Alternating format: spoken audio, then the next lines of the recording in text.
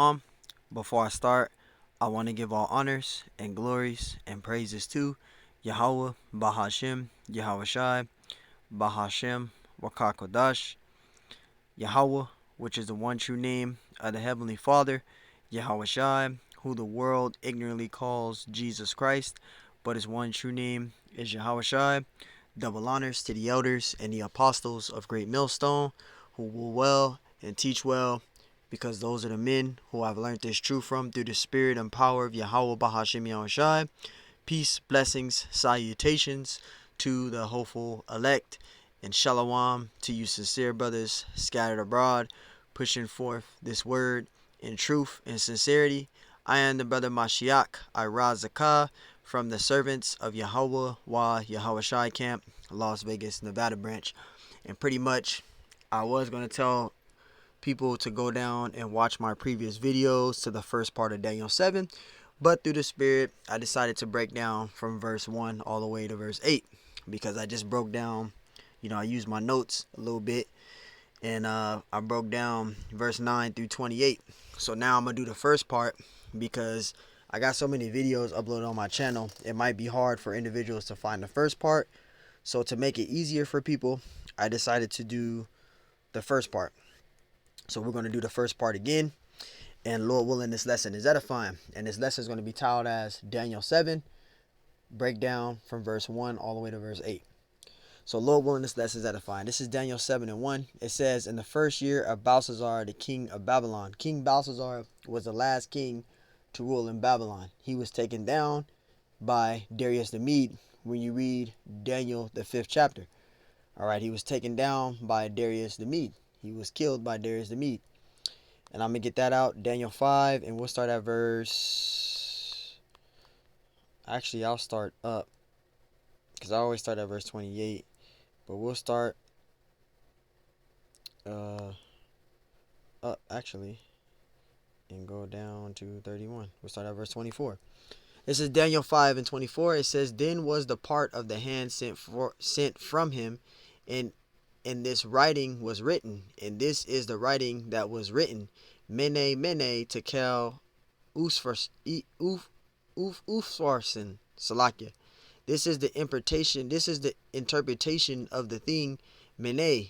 It says, Yahweh have numbered thy kingdom and finished it. Tekel, it says, thou art weighed in the balance and art found wanting.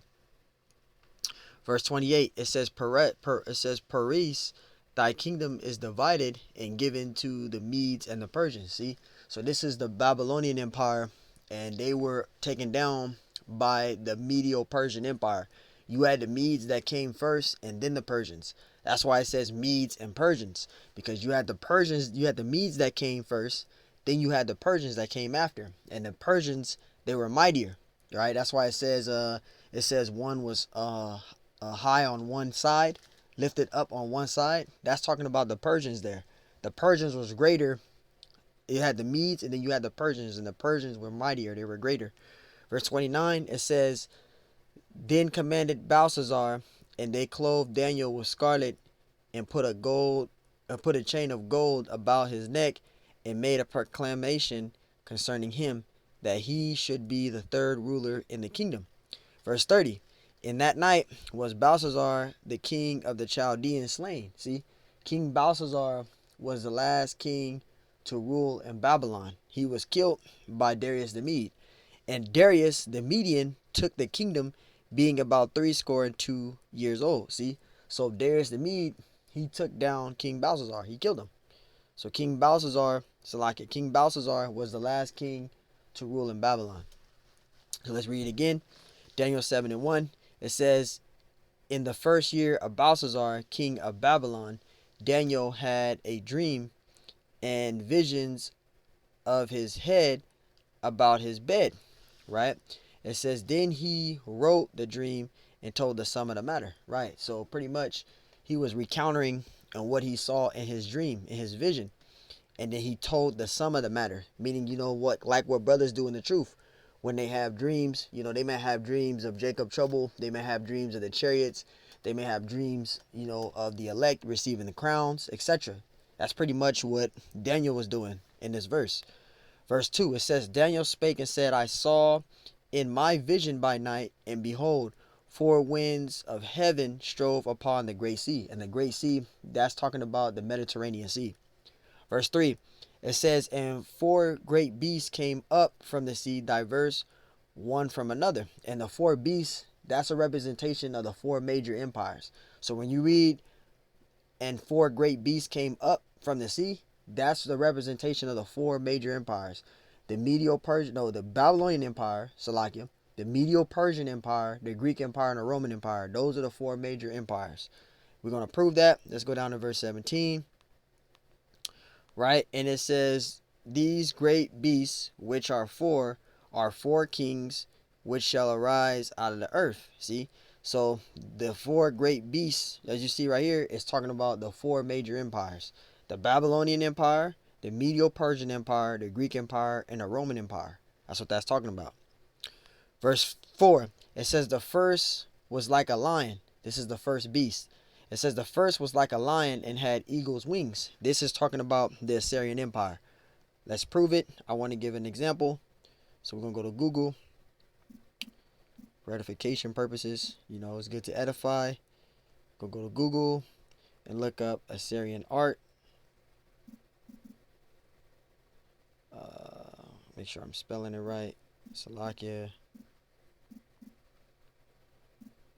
Let me see. See that? This is what it's talking about. The Assyrian Empire, right? So let's read that again. And it said, the first was like a lion and had eagle's wings. This is talking about the Assyrian Empire, the Neo-Assyrian Empire. See that? See? Like a lion and had eagle's wings. So it's talking about the Assyrian Empire. All right. And the Assyrians, they came in around the year 720 BCE. Right? It says the first was like a lion and had eagle's wings. This is talking about the Assyrian Empire. It says, and I beheld till the wings thereof were plucked, and the wings thereof was plucked. This is talking about the overthrowing of the Babylonian Empire. That the Babylonian Empire took down the Assyrian Empire. All right. So the wings that were plucked, that was the rising of the Babylonian Empire. And it says, and it was lifted up from the earth. And it was lifted from the earth because this was the taking over, the rising of the Babylonian Empire. The Babylonian Empire, they took over the Assyrian Empire. So you had the Assyrian Empire, the Babylonian Empire. The Babylonian Empire took over the Assyrian Empire. That's one empire. And it says, and it was lifted up from the earth and made stand upon the feet as a man. And it made feet upon, it says it made stand upon the feet as a man. That's talking about Nebuchadnezzar. All right, he was great in his might. It says, and a man's heart was given unto it, right? Because he was great. Nobody was, didn't stand a chance against Nebuchadnezzar. He was mighty in that time, right? That's talking about Nebuchadnezzar. Verse 5, it says, and behold, right? It says, and behold, another beast, a second. And this is talking about the Medo-Persian Empire, right? It says, like a bear, and it says, and it rised up itself on one side, right? Because when you go to Daniel, the 8th chapter, it talks about the ram with the two horns. And it says one was higher than the other.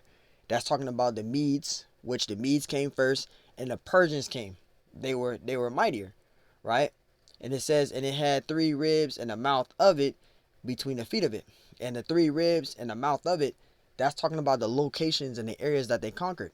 They came from the east. They went westward. Southward. They went westward, southward.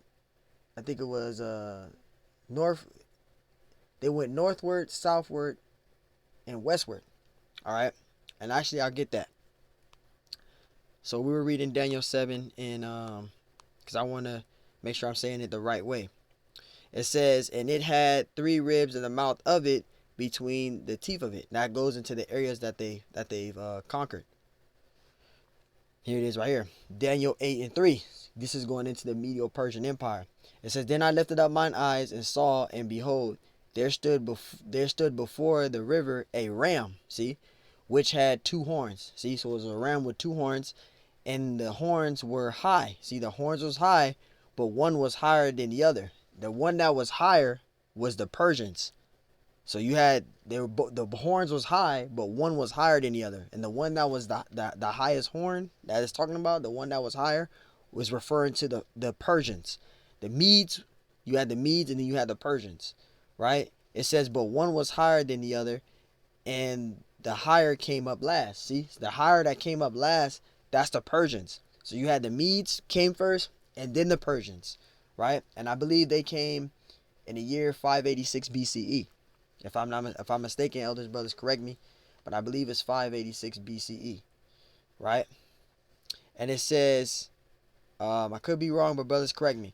But continuing, it says, verse 4, I saw the ram pushing westward. See, that's going to the locations that they went to. So they came from east, and it says the three ribs in the mouth of it. Remember, it says, I saw the ram pushing westward and northward and southward. Those are the locations that they conquered. The three ribs in the mount of it. The areas that they went and the areas that they conquered. That's what that's talking about.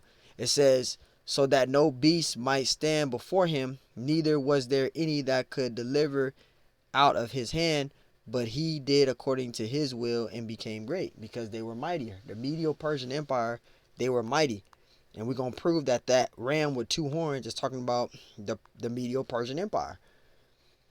It says, Daniel 8:20, the ram which thou sawest had two horns, are the two kings of Media and Persia. See, so you had the Medes that came first, and then you had the Persians. So there you go. That proves what I'm saying. So now, let's go back and read it. Go back to the main point. Let's go back and read it now. Daniel 7:5, and behold, another beast, a second, like to a bear, and it raised up itself on one side. Remember, we read about the ram. It had two high horns, but one was higher than the other. You had the Medes, and then you had the Persians. They were mightier, right? And it says, and it had three ribs in the mouth of it between the teeth of it, right? We just talked about it. They went westward, northward, and southward. Those are three locations that they went, and they conquered those areas. It says, and they said thus unto it, arise and devour much flesh. They were mighty, they were great, right? Verse 6, it says, now this is going into the third beast. It says, and this I beheld, and lo, it says another like a leopard. And the leopard is referring to Alexander the Greek, right? And also the Greek Empire. That's what that's talking about. Which had upon the back of it four wings of the fowl, right? It says the beast had also four heads, and dominion was given to it. And the four beasts, which is also the four wings of the fowl, that's talking about the four generals of Alexander the Greek. Now he had many generals, but in this precept it just talks about the main four, which is Ptolemy, Cassander, Seleucus, and Lysimachus. Now Antigonus is also one of them, but it's talking about the main four, which is Ptolemy, Cassander, Seleucus, and Lysimachus. All right. Verse 7, it says, actually I got a precept for that too. Let's go to prove that it's talking about the Greek Empire, because we're going to go into Alexander the Great, because it said right here, Daniel 7:6, and after this I beheld, and lo, another like a leopard. That's talking about Alexander the Great, and the Greek Empire. It says, which had upon the back of it four wings of fowl, and the beast had also four heads. And this is talking about the four major generals. It talks about Ptolemy, Cassander, Seleucus, and Lysimachus, right? And it says, and dominion was given to it. Dominion was given into it. So let's go and let's get this understanding now. Because you had a thing where Alexander the Greek, he winded up dying, and then his generals, they winded up conquering over different parts of those areas, and they began to rule. But then you had the Diadochi Wars, where they started trying to take over each other's land. When you go into the Diadochi Wars, conquering certain areas, they started going up against each other. And this is First Maccabees 1:1. It says, and it happened after that, Alexander, son of Philip, the Macedonian, who came out of the land of Chittim, had smitten Darius, king of Persians and Medes. See, so you had the Greek Empire. They took over the Medo-Persian Empire, right? The Medo-Persian Empire fell to the Greek Empire. The Greek Empire took over. It says that he reigned in his stead the first over Greece. Verse 2, it says, and made many wars and won many strongholds and slew the kings of the earth. Because the Greek Empire, Alexander the Great, he conquered a lot of areas and he won many battles. Verse 3, it says, and went through the ends of the earth and took spoils of many nations, insomuch that the earth was quiet before him, whereupon he was exalted and his heart was lifted up. Verse 4, and he gathered a mighty strong host and ruled over countries and nations and kings who became tributaries unto him. Verse 5, and after these things he fell sick, because he fell sick, and perceived that he should die. So when he died, he reigned for 12 years. But when he died, his generals winded up conquering different areas. After he died, they split the areas up, and they all had different areas of them conquering. They shared among the share of Alexander the Great, but they wind up going up against each other when you go into Diadochi Wars, the generals of Alexander the Greek. It says, verse 5, and after these things he fell sick and perceived that he should die. Verse 6, wherefore he called his servants, such as were honorable and had been brought up with him from his youth, and parted his kingdom, right? His kingdom among them, see, while he was yet alive. So Alexander, it says, so Alexander reigned 12 years and he died. He reigned for 12 years and he died. And his servants bare rule everyone in his place. You see that? And after his death, they all put crowns upon themselves. So did their sons after them. Many years and evils were multiplied in the earth, because they all started conquering different areas and they split it among themselves after Alexander the Great passed. I'm just summing it up for those that don't understand. So now, when we go back to Daniel 7 and 6, this is talking about the Greek Empire, the rising of the Greek Empire. Daniel 7 and 6, after this I beheld, and lo, another like a leopard, which had upon the back of it 4 wings of the fowl. The beast had also 4 heads, and dominion was given into it. So that's pretty much going to Alexander the Greek and the Greek Empire. Verse 7, after this I saw the night visions, and behold, a 4th beast. The 4th beast is talking about the Roman Empire. That's the 4th beast, right? The 4th beast is the Roman Empire. It says dreadful and terrible and strong exceedingly, and it had great iron teeth, because it had great iron, the great iron might, right? It says, and devoured and brake in pieces and stamped the residue with the feet of it, and it was diverse from all the beasts that were before it, right? Because they grasped of the tactics of the other empires. They had the great iron, right? They had the other tactics that they took from the other kingdoms of the other empires, and they became great because of the great iron, right? It mentions of the great iron. It mentions the Roman Empire. When you read Daniel, the 2nd chapter, it talks about it, right? The 4th beast, which is the Roman Empire, and stamped the residue with the feet of it, and it was diverse from all the beasts that were before it, and it had 10 horns. You see that? So that's going into the Roman Empire. Verse 8, and I considered the horns, and behold, there came up among them another little horn, and that little horn is America, because ancient Rome fell, but it was rebuilt again in this place called America. Because when you read Revelations, the 17th chapter, it talks about the 7 heads, but America is the 8th head that came out among the 7 heads, right? It says, so that little horn is America, which came out of Great Britain, right? And it says, before whom there were 3 of the first horns plucked up by the roots. And it says there were 3 of the first horns plucked up by the roots. And what is this talking about? The roots that were plucked up, the 3 roots that was plucked up, that's talking about the French, the British, and the Spanish. Those are three of the first horns that were plucked by the roots: the French, the British, and the Spanish. And it says, and behold, in this horn were eyes like the eyes of man, and a mouth speaking great things. And that's America. They brag about their military might. They brag about their might, right? So, hey, Lord willing, this lesson's edifying. Pretty much summed it up. Lord willing, this lesson was edifying. And one more thing, too. I want to prove, too. Just go back to Daniel 7 and 6 real quick. This is Daniel 7 and 6. After this, I beheld, and lo, another like a leopard, which is just talking about Alexander the Greek, and also talking about the Greek Empire. And it says, which had upon the back of it 4 wings of the fowl, and the beast had also 4 heads, and dominion was given into it. When you go to Daniel, the 8th chapter, it also mentions the Greek Empire. And I believe it's yeah, it talks about that goat right there, right? Here it is right here. And it says, and though rough goat is the king of Grecia, that's talking about the Greek Empire, and the great horn that is between his eyes is the first king, right? And that goes to that goat there is talking about the Greek Empire, which goes to Alexander the Greek. So I just wanted to prove that. So, Lord willing, this lesson was edifying. I want to give all honors and glories and praise to Yahweh Shema Shai B'Shem HaKadosh.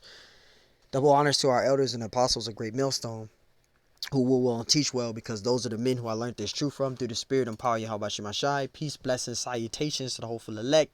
And shalom to you, sincere brothers scattered abroad, pushing forth this word in truth and sincerity.